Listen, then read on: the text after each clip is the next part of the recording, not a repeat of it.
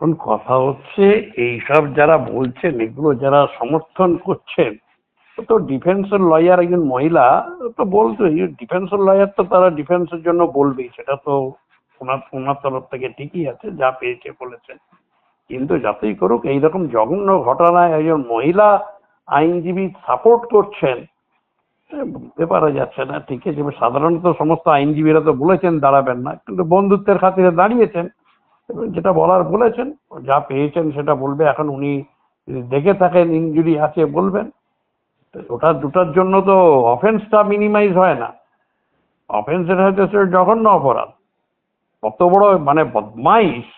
একটা মেয়ে সেন্সলেস হয়ে গেছে, তাকে ইনহেলার দিয়ে তাকে সুস্থ করার জন্য না, তাকে ভোগ করার জন্য তাকে ইনহেলার দিয়ে তাকে আবার সুস্থ করে তার উপর অত্যাচার করেছে। সব কটা শয়তান, এগুলো সব কটাই শয়তান। ওসব করে বাঁচাতে পারবে না, ওই নামের ইনিশিয়াল করে এইসব করে ওইসব বাঁচাতে পারবে না।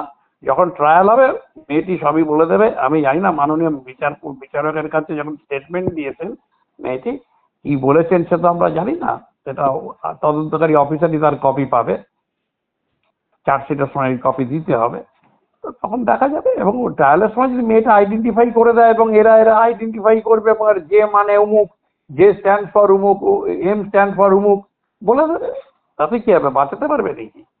সার্কামস্টেন্সিয়াল এভিডেন্স এবং ইলেকট্রিক্যাল ডিভাইস যা এভিডেন্স আছে, এই কেস মোটামুটি আপনি ধরে নিতে পারেন সাজা হওয়ার চান্স 90%। তা পুলিশ তো সাজা দেয় না, দেবে বিচারক। বিচারক হবে।